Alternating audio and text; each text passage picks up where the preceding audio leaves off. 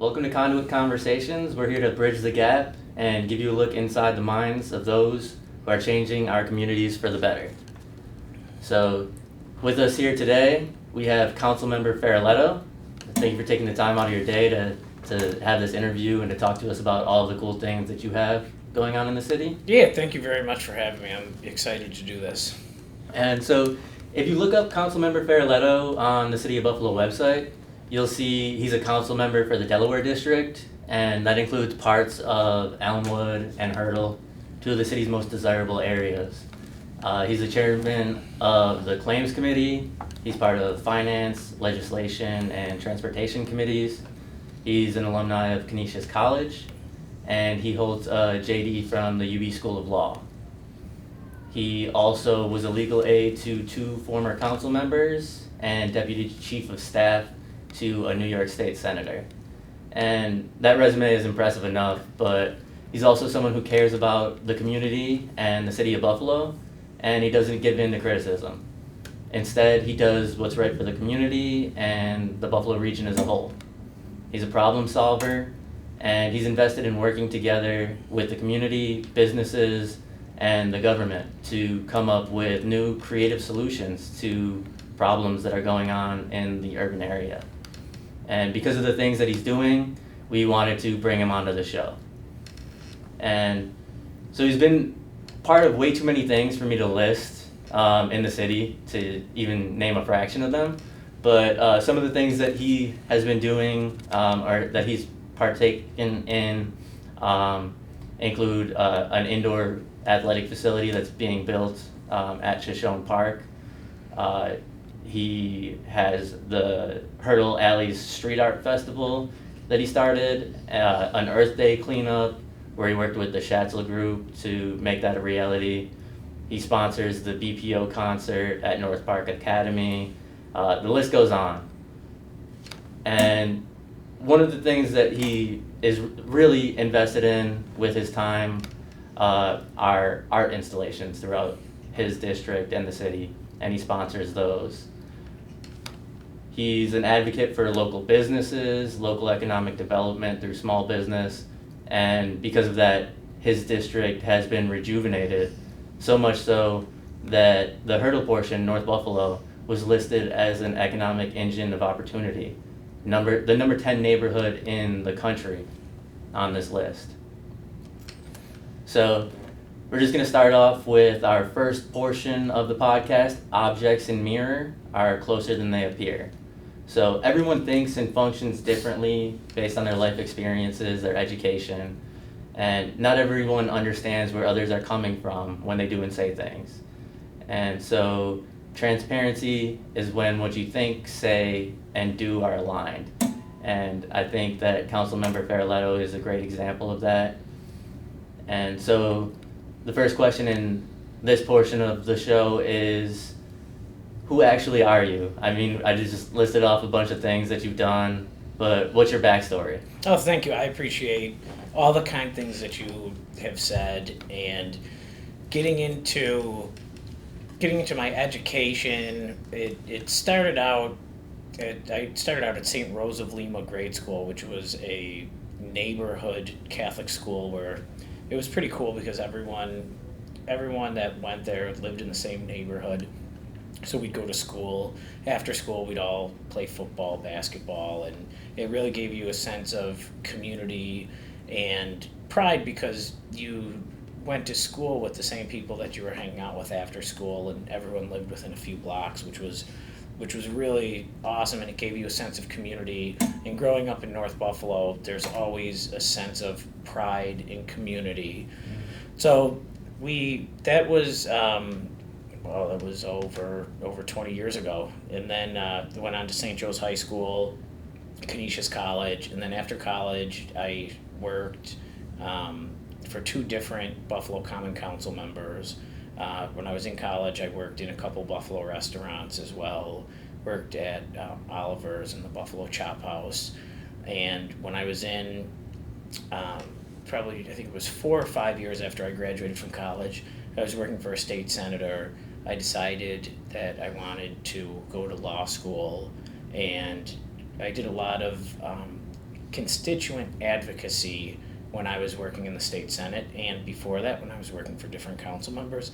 I thought that I could be a better advocate with a JD. So as an attorney, you're an advocate for people, and that was a good transition from what I was doing to go into law school. So I went to UB Law, I loved it. It was a great experience. Even when I was attending UB Law School, I was working for a state senator. So I've really always, a lot of my working life, I've been involved in public service. I have a considerable amount of private practice experience as well in law, but really working in government, being an advocate for people and helping people is very important. So we do a lot of great things in the neighborhood with economic development and helping small businesses and working on public art projects and beautifying the neighborhood, but we still have a very, very strong focus on constituent services, making sure every person that contacts our office is given a voice and they're being assisted in whatever issue they have that comes up. Yeah, I was just, when I was sitting waiting for you out in the main part of the office, one of the women that works for you was on the phone with somebody that was just telling her problems for like 35 minutes, and she sat and she listened to her problems, and she was very kind, and she gave her solutions or ways to reach people that would be able to help her with her problems. And it's just like genuinely great to see that people care about other people. Yeah, that's great. That's great. I have a wonderful staff that works for me, and it's interesting. We get a lot of different random phone calls all across the board where people call for help. So a lot of people, when they have an issue or something comes up, they have a question, they think, call your council member. Your council member is the most visible elected official that you would have in terms of easiest to get a hold of. Their door is always open at City Hall. So we try to help everyone that contacts our office, and there's just so many great people that live in the city of Buffalo, and doing this job, you meet so many wonderful people. It's such a pleasure. That's awesome. One thing that I've come to find is that most successful people in life, they have a lot more going on behind the curtains than what other people see. And one major attribute behind success is consistency. So do you have a morning routine? And if so, what does it look like? I do. I have a morning routine. I wake up every day between 5 and 6 o'clock without an alarm, and I go either to the gym, Terry's gym, which is on Hurdle Avenue, just a few blocks from my house. It's been there for, I think, almost 30 years. Or I'll go for a run outside or a bike ride outside. I just completed, at the end of May, I did the Buffalo Marathon, which was the 4th marathon that I did. It was the first time in 9 years I've done a marathon. So it was a little more challenging being 9 years older than the last time I did it. I wasn't in the same shape that I was back then, but it was fun. And the one thing which is challenging about training for the Buffalo Marathon is most people train for a marathon for at least like 16 to 20 weeks. So the Buffalo Marathon's the Sunday before Memorial Day. So I was on an 18-week training program, so I started running in the end of February. So running outdoors when it's 5 degrees, 10 degrees, snowing, back in late February, March, it's still dark out in the morning at even like 7 o'clock in the morning. So that's the hard part, but the really cool part about doing a marathon training during that time is you get to see the seasons change. So when you start running, there's no leaves on the tree. There's ice on the trees, there's snow on the trees. A lot of times you can't see the grass because there's snow on the ground. And then as you move closer to the race date, you see the buds starting to form on the trees. You see the flowers starting to bloom. And really running through the city gives you a different perspective than if you're just going from point A to point B in a car and not really enjoying the beautiful historic houses that you would see on a run, or the the water that running down through LaSalle Park, or really taking in the vibes of the different neighborhoods that we have. It's just a really cool way to see the city. Yeah, Buffalo has some amazing architecture. I mean, City Hall being one of the most amazing pieces for sure. But there's definitely a sense of community too here that's different than anywhere else I've ever been. Where what's actually interesting is you worked on a piece on Elmwood actually recently, the Yellow Dog mural. Yes. And that's a very interesting story because like how that came about with the guys from Bureau being out in Vegas and linking up with the artist for the mural. Yeah, that was really cool. When I heard that story, it was just such a unique story, but it was really such like a Western New York Buffalo story. The two guys from Bureau were on the side of the road in New Mexico. They were taking a picture, and a truck pulls up. The person driving the truck thinks that the car may be stranded or the people might be lost because it was a very desolate area. Turns out the person who pulls up has a Buffalo Bills sticker on his car. They start talking. The person driving happens to be he's an artist. He's originally from Batavia. Used to go to the Albright Knox as a kid. Now he lives in New Mexico, and they meet on the side of the road in New Mexico. Wind up hanging out for a long time, become friends, and then the guys from Bureau talk with Eric, the artist, and then he did a installation on the side of Visualize on Elmwood, and that happened just the other day. So when the guys from Bureau, they contacted my office, asked if we could help with anything. We were certainly happy to, and it's such a cool story, but it's also really a Western New York story in a sense of people care about each other. There's that sense of community, and a lot of people could see a car on the side of the road and just drive by, not even think about stopping to ask if people are okay or ask if they need anything. You get these people from originally from Western New York, now living in New Mexico, just pull right over. Hey, is there anything you need? Are you okay? And then they wind up hanging out and becoming friends after it. It was very, very cool. Yeah, when I was reading about it on Buffalo Rising, I was just like, this is truly like a story where you're like, this is why Buffalo is the city of good neighbors. Just like anywhere else. I was having a conversation with my friends the other day too. Just like anywhere else you go, people that are from the same city, like if you were from Chicago and you saw someone out with like a Chicago Bears shirt on, you wouldn't go and approach them. But like if you're from Buffalo and you're somewhere else and you see someone with Buffalo gear on, you're just like, oh, hey, are you from Buffalo too? Yeah, that happens all the time. That I've been out of town in some other cities when the Bills had games, and I've gone to different Bills bars in other cities, and it's fun. You see everyone there's in their Bills outfits or jerseys or shorts or hats, and all these strangers start talking to each other, and of course people wind up either knowing someone or knowing a family member, a friend to someone, or coworker. There always seems to be a Buffalo connection anywhere you go. Yeah, that's awesome. So a lot of people that have been successful have dealt with major setbacks and obstacles, and what usually sets them apart is their mindset and what they do to work through it. And I know in your position you probably have a lot of criticism. You can't please everybody. So what do you do, like what are your methods for dealing with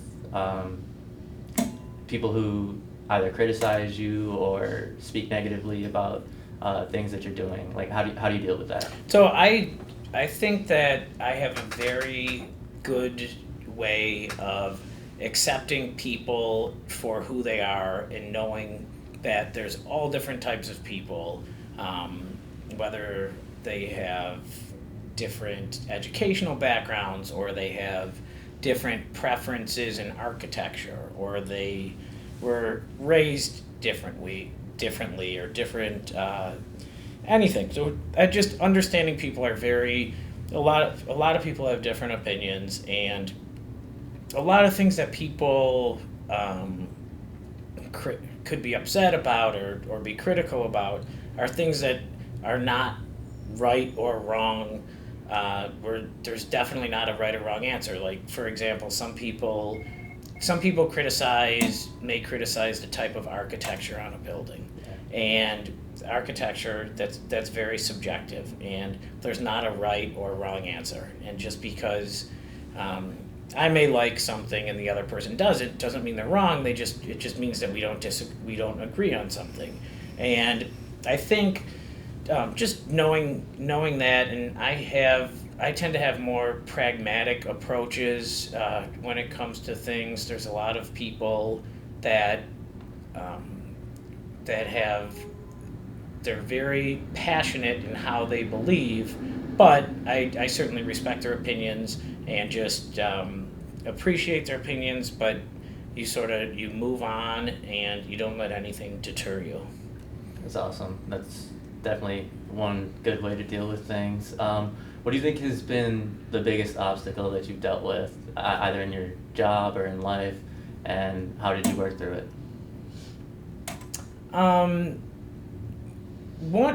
Honestly, one of the biggest obstacles or challenges probably when I decided to go back to law school, when I decided to go back to graduate school and go to law school, because taking 5 years between undergraduate and graduate puts you at a different place when you're in law school compared to someone who just comes out of undergrad. They're in the sort of already used to, in the mindset of being in school and going to classes and studying, where for me I was working for 5 years, so I certainly wasn't reading as much. I wasn't doing papers. So I think the transition might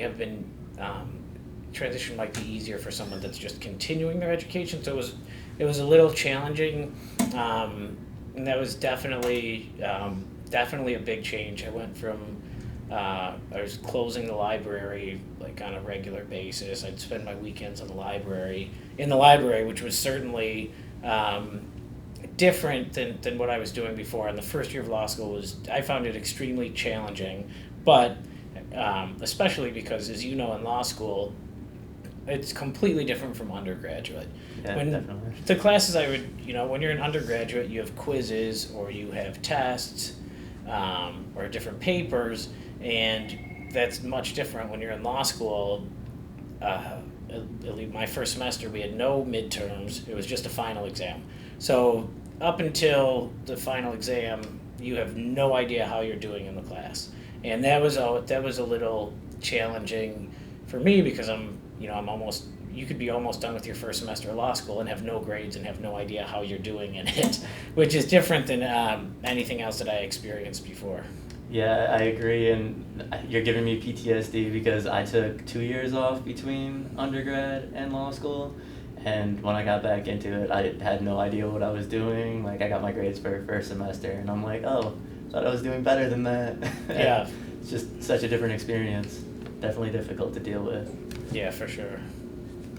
So as far as projects that you've worked on, I've named a few earlier, but what do you have in the works right now in your district that you're really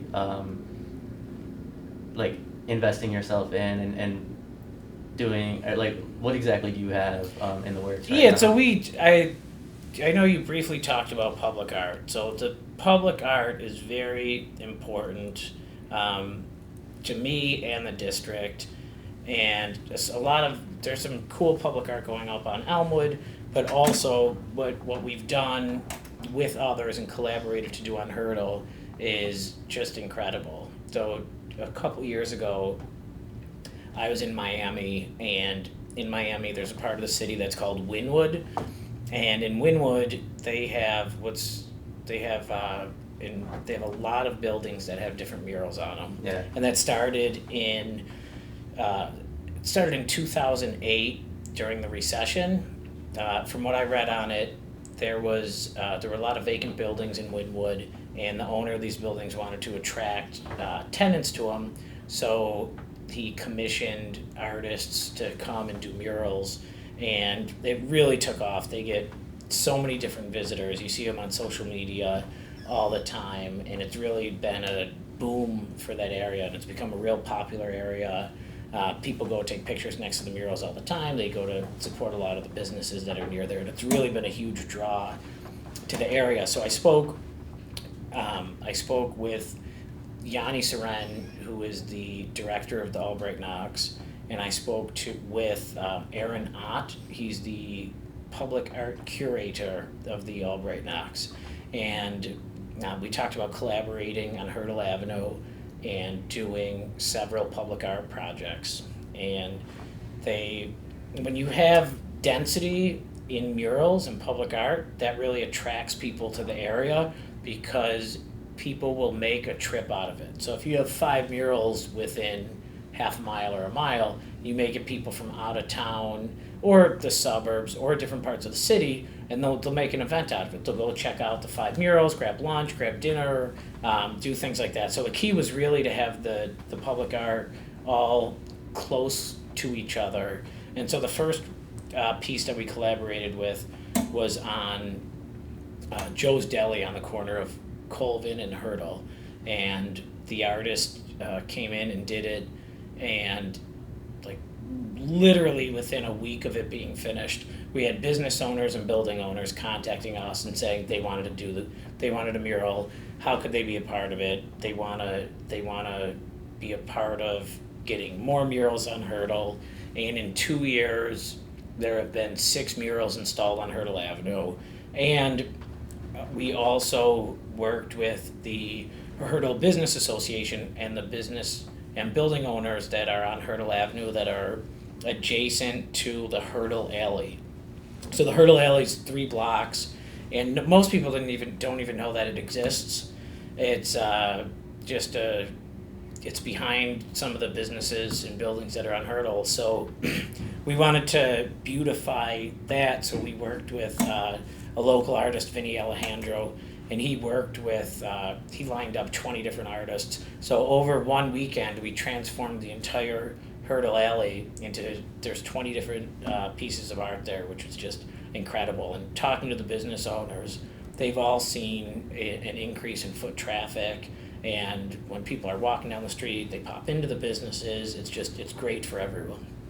Yeah, I checked out a bunch of the murals, and everything's like really cool. I know you had an issue where someone came and they spray painted over it like locals only, and put like blue spray paint all throughout it, and that's kind of discouraging just because most of the artists were actually local artists. So what are some things that you and the community are working on to ensure that the community keeps moving forward? Yeah, that was weird because that was just a few days after the Hurdle Alley Art Festival, and there were 20 different artists. They all volunteered their time. They put these great pieces of art up, and someone with spray paint wrote locals only and put a blue line through a bunch of them, which doesn't make sense. 90% of the artists were from Western New York, so I have no idea what the reason or why someone would even do that. But nobody's letting that deter that from happening again. The Hurdle Alley Art Festival is going to happen again next summer. A lot of the artists actually went back to their art, and they painted over where the person drew the line in. Mm-hmm. So it was just really didn't faze anyone. It was just, okay, this happened, let's fix it, and let's do the event again next year. That's awesome. What other projects do you have in the future that you're looking to work on, or that already may be in the works and just aren't like really up to speed yet, or that the public isn't up to speed yet on? So we have a couple more public art projects that we're working on, which I'm not going to get into the details right now. Another thing that we've been working on with many others is an indoor sports facility at Shoshone Park. And I think that's going to be huge for not just North Buffalo, other parts of the city, because the proximity of the park. So in the city of Buffalo, there's no, except Narden has an indoor facility on Delaware Avenue, but besides that, there's no other indoor year-round facilities. Okay. And with the climate that we have here, there's really not a ton of time to do outdoor sports. I know this spring was a particularly wet spring, so people weren't out playing on the grass, very limited, I mean, up through May, even towards mid-May. So I think it makes sense, especially in this climate, to have an indoor facility so the kids in the city have a place to go to play soccer, lacrosse, baseball, and do these have these activities in the winter, in the fall, in the spring, when they wouldn't be able to do it outside.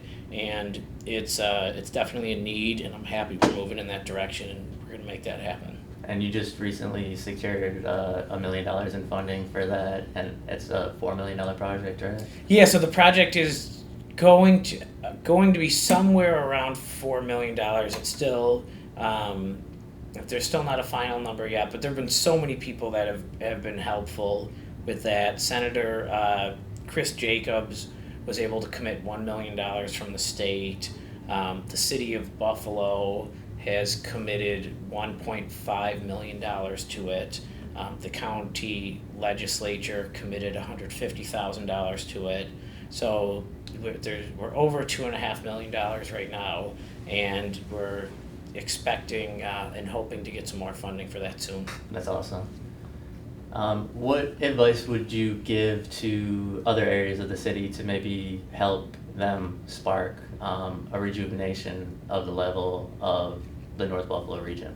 So the great thing which you see in North Buffalo is a lot of the rejuvenation comes from people that are local businesses, people from the area, and it's not it's not like one huge project which is transforming the street. It's a lot of people doing things that collectively make the area such a desirable neighborhood. And it's interesting, if you walk down Hurdle or even most parts of the city, you won't see on Hurdle, you won't see any franchises.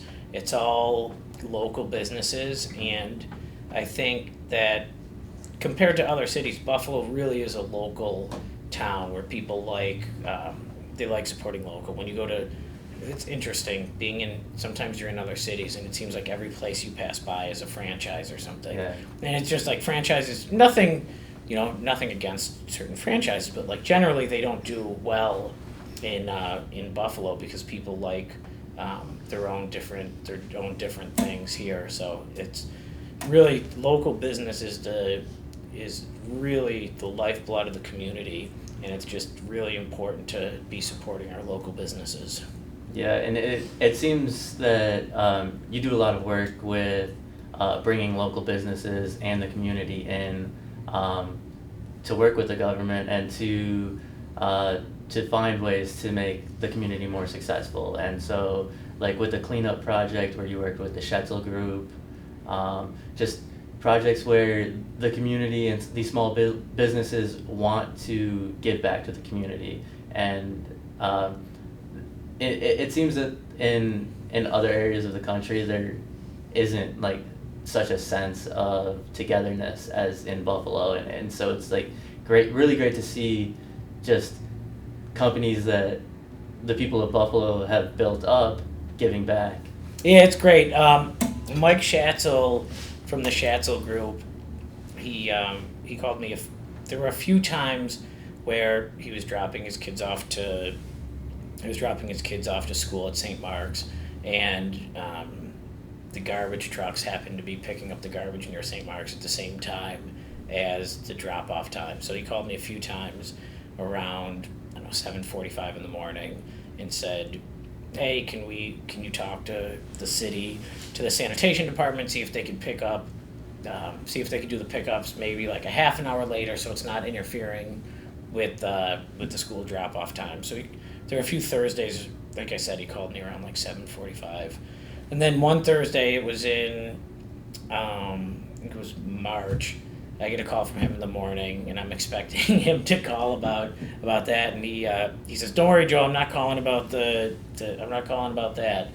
He said that he was just looking around, and the snow was starting to melt, and he was noticing a lot of trash, and he said, "Hey, Earth Day's coming up. What can we do together and collaborate on to do a great Earth Day cleanup?" He goes, maybe, and he threw out some suggestions. I threw out some suggestions. The following day, he had a staff meeting with all of his restaurants from the Schatzel Group. That I don't know if it was a weekly meeting or how often they have them. And I went and we talked about a bunch of ideas, and from there, we worked together and had a great cleanup on Earth Day. There was over 100 people that showed up to volunteer to clean up Elmwood Avenue, to clean up Allentown. It was great. There were a lot of residents that lived in Elmwood showed up to volunteer.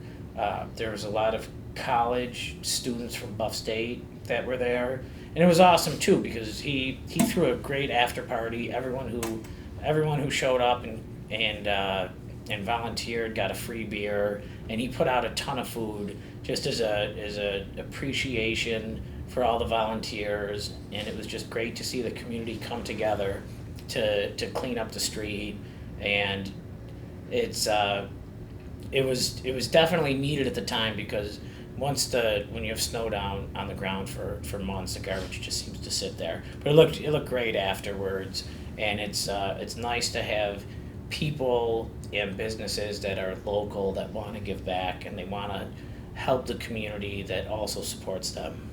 It's great to hear so many Yeah. stories about just community involvement and how dedicated the people of Buffalo are to the rejuvenation of the area, and it just never ceases to amaze me, all of the amazing things going on. As far as local businesses, if people are looking to start local businesses, I know you are a board member on a couple of organizations that advocate for the creation of small businesses, and there's lots of information on those sites with partnerships that help to create small business. So what advice do you have for people that are looking to start a small business? So for people that want to start, first I think look at location, where you want to be, if there's a certain area you want to be in. But the Buff State College has a great small business clinic where you go in and you can talk to the small business advisors, and it's completely free. It's funded by the state, and they have some great resources there as well. And then also, I try to encourage people to talk to Buff State, but also if people are opening a business on Elmwood or on Hurdle, for example, I encourage them to become a part of the business associations like the Hurdle Business Association and the Elmwood Strip Association. It's really interesting what happened in Elmwood. About just over a year ago, you had the Elmwood Village Association didn't have a single small business owner on their board of directors, and I think a lot of the small businesses felt they needed to come together and sort of have a stronger voice because there is certainly strength in numbers. And so the business owners formed a group called the Elmwood Strip, and they have, I don't know the exact amount, but I believe they have over 60 of the small business owners on Elmwood are part of that group. And now the Elmwood Village Association's the board president is a small business owner, and that's the first time since it started as Forever Elmwood, which I think was 25 years ago. And it's very important to involve residents, small business owners, and to have people working together. And that's really the most important thing, and that's why we're able to partner with so many people and get things done, whether it's our office assisting others on projects that they thought of, or if it's projects that we think of and we work with other people. It's just collaboration is so important, and it's wonderful that in this city you have so many people that are willing to collaborate on things and sort of come together and help and do something that benefits the community as a whole, and just sort of put their ego aside and do something that's best for the area, not what's best for them, or not to necessarily do something that just helps their business or just helps one specific thing, but helps the whole community. Yeah, that's really great. So is there anything that we haven't touched on or talked about that you would like to bring up that either you feel that we missed or that you really want to bring light to, as far as the city of Buffalo or your district? I think you did a good job in touching a lot of the different things. Just one more thing that I'd like to highlight, which a lot of people don't necessarily realize and that's how close that our arts and cultural institutions are to our vibrant commercial districts. And just for instance, in the Delaware district, which is the district I represent on the council, which is the majority of my district is North Buffalo, but I also represent part of the Elmwood Village, from like the Albright Knox down to just past West Ferry. But so I represent a vibrant commercial district on Elmwood and on Hurdle. I always try to remind people, if you're going to Hurdle or Elmwood, check out our arts and cultural institutions, or if you're going to the arts and cultural institutions, check out Hurdle or Elmwood. Sometimes people forget that you could be going to the Darwin Martin House and you're literally a 2 to 3 minute car drive from some of the best restaurants on Hurdle Avenue, or you're very, very close to the Albright Knox, or if you're very, very close to the zoo. So probably within 10 minutes, a 10-minute drive, you could go from the Darwin Martin House to the Buffalo Zoo to the Albright Knox, drive down Hurdle, or go to Elmwood. And even on bike, everything's so close to each other. So we just want to remind people, because we have so many visitors to Hurdle, so many visitors to Elmwood, and so many visitors to the Albright Knox, Birchfield Penny, Buffalo Zoo, to check out the other things while you're in the area. Awesome. So how we finish every episode is we go with a core 4, and it's just 4 questions, and we ask about your core values. So what job would you want to do if money didn't matter?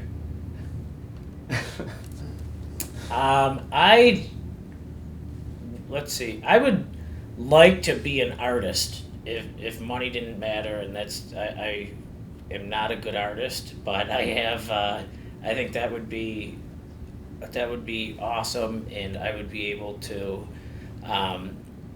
do that, and certainly I wouldn't be able to make any money off of it. Question 2, who is or was your biggest mentor in life, and why? My father was my biggest mentor, and seeing his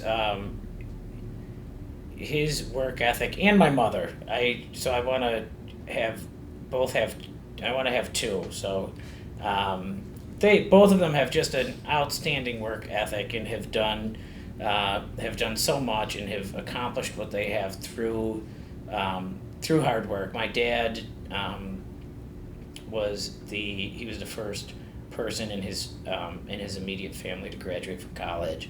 I think his mother, not sure if she graduated from high school. His father didn't graduate from grade school. My grandparents were both very hardworking, wonderful, just outstanding people. My dad then went on to law school and has had a very successful career, and that's through working very hard. And also with my mother, my parents met at the University of Buffalo Law School, and she was the first female partner at her law firm, which is that's just crazy it's crazy to think that that not that long ago you had big law firms that didn't even have a single female partner. It's crazy to think about that. And then my mom went on to be a state Supreme Court judge, and now she's the administrative judge of the 8th Judicial district. She's only the second female to do that, so certainly both of them. Yeah, she's awesome. I've never met your father, but your mom is a great person. Thank you. What do you consider to be your greatest accomplishment? My greatest accomplishment is my education and graduating from law school and passing the bar and being admitted to be an attorney. When that was many years ago, but at the time, it takes so much work and dedication, and and then in a very, very close second, I'm going to put doing a half Ironman. That's when I trained, and it was a 1.2 mile swim, then a 56 mile bike ride, then ran half a marathon. So it's right up there. Don't ever invite me to one of those. I feel like your brother would be down though. Yes, he would. I did one, and then he followed suit and did one the following year. Awesome. And last question: what's the most important piece of advice that you've ever received?